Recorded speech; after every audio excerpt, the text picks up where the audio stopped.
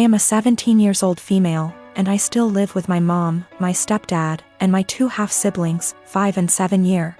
My dad died when I was 5, driving me to the hospital. Mom didn't want to pay for an ambulance. He died in the crash and my leg and spine got busted up in a way that has left me needing a cane pretty much ever since. My stepdad's always been a little distant with me. He likes to make jokes about how I'm an early blooming black widow. I think he gets that from my mom, who blames me for my dad's death. I do too, it is my fault after all, so I don't push back on it. Anyway, the point is that with the current situation my parents are always looking for ways to get my half-siblings active and doing things, without leaving the house, and have recently settled on scavenger hunts. I have no problem with this honestly.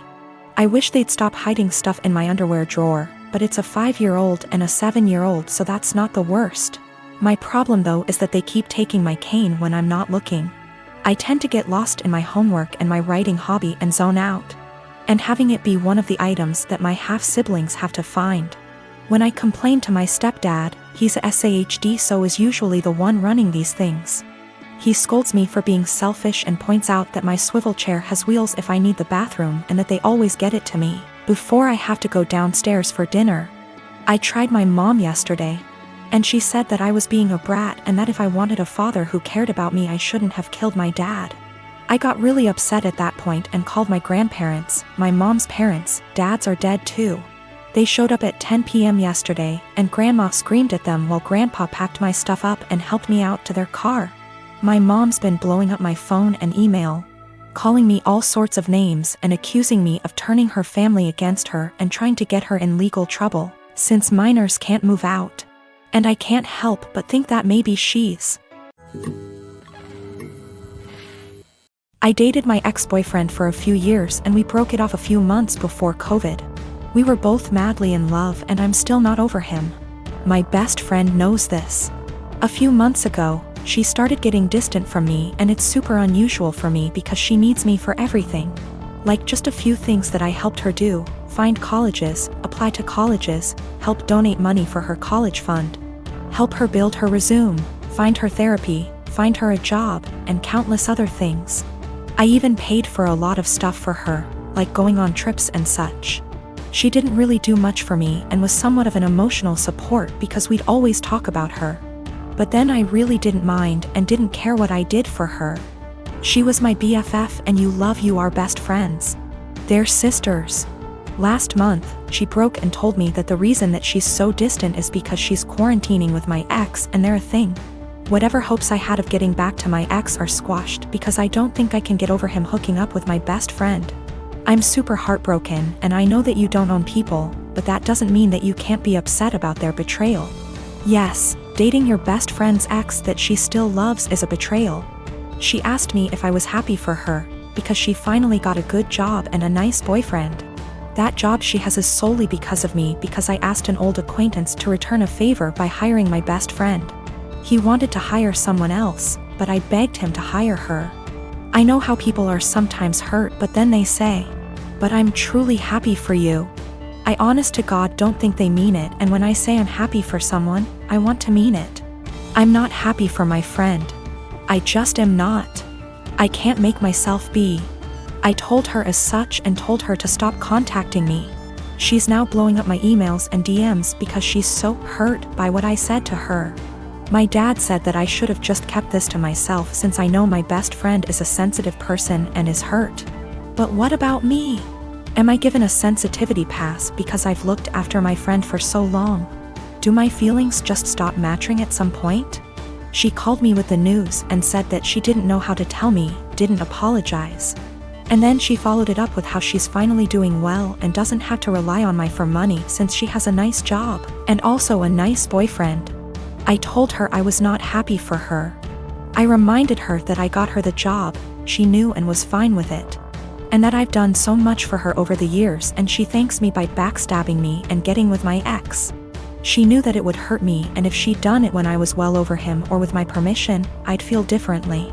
Then, I told her to not contact me again because clearly I'm her friend, but she was never my friend, and I want to stick with people who are supportive toward me and reciprocate my friendship. I'm 25 and am having a micro wedding. My dad's 43 and this woman's at least in her 50s. My dad and this woman have been together like 3 to 4 years at this point. I've never met her as they live on the opposite side of the country. I've had about 3 to 4 conversations with her over the phone and grow more annoyed every time. The first one was when I cut my mom off after a bad blow-up. Going on and on about I'm young and I'll come around and she's my mom still, etc, etc, etc. The second was last summer. I was 8 months pregnant and my car was impounded BC of the insurance company. It was resolved. I called to let my dad know, not her, and she kept going in circles repeating that we need to get it cause it accrues fees. I had a minor snap then. I don't appreciate being talked to like I'm stupid and 15.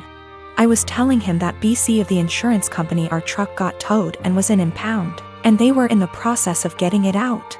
She chimes in, he had me on speaker, and repeatedly said in a tizzy, get that car out.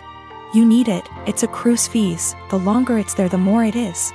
Literally repeated the same sentences for 10 minutes, refusing to listen. When I told her it was being handled until I snapped and told her to stop it because it was being handled and I knew perfectly well what impound is and does and to stop talking to me like I'm 16 years old. Again, I was 8 months pregnant and was giving an update, not asking advice. I sent my dad an invite specifically addressed to only him and his RSVP was pre-filled for only him. I've seen him all of 2 times in the last 10 years and the only time he made an effort of contact was when I was pregnant. Well, now I'm getting married, in a week at this point. He never sent his RSVP card, so I texted him asking about him and his parents and he said they're all coming. So I reiterated all 3? And he said 4 including this woman. I said his invite was addressed to him and pre-filled for 1. I haven't had a text since. Not only is it my wedding, but my FH and I are announcing our 2nd pregnancy as well and I don't want someone who lacks boundaries there. Or someone, not from my IL family, that I haven't met / don't know. Yes, I did try talking to him this spring in person about her behavior. I told him I don't appreciate it when she talks to me like some stupid teenager who doesn't know what anything means. I don't call for advice, I call to give updates. I didn't need or appreciate the consistent repeating of information I had made clear I already knew. He told me she's just motherly and I told him that's great for her. But I'm not her child, I'm not her friend, and I don't need another mother. I have 3 and didn't need another one. I'll be sending a message tomorrow asking if he's coming or not and if he won't go without her that's fine. Just don't come at all and I'll send a Zoom link that ends promptly after the ceremony. It's my wedding and I just don't want her there. If he doesn't want to go without her that's fine, I'll send a link to the stream for those who couldn't be there. I'm 23. I've known I was adopted all along. For whatever reason I became obsessed with learning more about my birth parents at age 13. I was told all my life that my parents met both of my birth parents before I was officially adopted. My mom was white from South America and my dad was white from Italy. They specified these 2 locations to explain why I had tan skin. As I was growing up, certain things about my physical makeup made me more curious about my birth parents. My hair was kept short as a kid, but as a teen I wanted to experiment. I grew it out and it grew out curly. Big curls but still curly. This upset my parents, so they asked that I not grow it out. When I moved away for college I began to let it grow again. I met my girlfriend in school. She is Black American, so she also helped me care for it. She once braided my hair before I FaceTimed my parents who lost it on me for wearing it that way. Throughout my time in school I still searched for my birth mom but would always come up empty. My girlfriend hinted that there must have been a mistake with the information.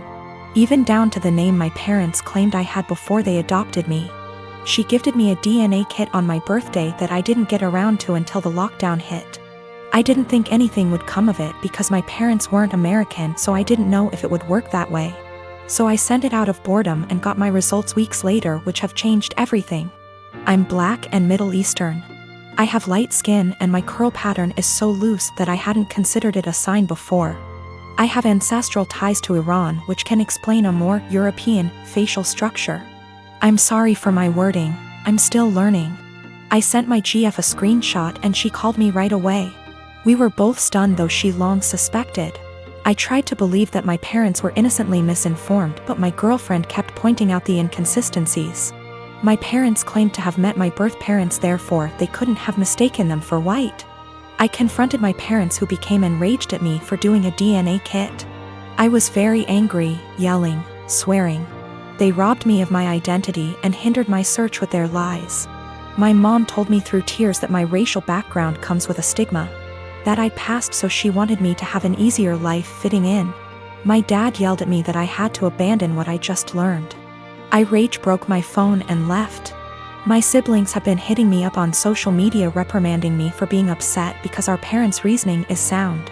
I do pass. I did have an easy life. I'm not asking to be part of a struggle all of a sudden. I just don't think I should have been lied to, and I think their reasoning is bullshit and racist. I'm just supposed to act like 10 years of me searching with the wrong info isn't that big of a deal? My parents admit that my mom was black. My oldest sister also recalls seeing my mom at some point. Both verify that she was black. Yes, they could be lying again. I have plans to continue to look into my background. My girlfriend was very hurt by their statements, so I chose to keep us both away from them. I don't understand how. I'm angry about being lied to and how that lie has made my effort into finding my birth parents completely void, while also rewriting my heritage. That's my girlfriend's stance as well. I'm tan enough that going to an all-white school still got me called slurs. Whatever issues my parents were trying to shield me from, it didn't work. Maybe this is a lie that I bought into alone. 2 of my siblings are trying to be supportive. I deactivated my Facebook and unfollowed some people on Instagram. I can't entertain the argument that I should forgive my parents and move on. I'm not there yet. I get that it makes me ungrateful for feeling this way. I don't hate them, I'm just really upset and disappointed in their decisions.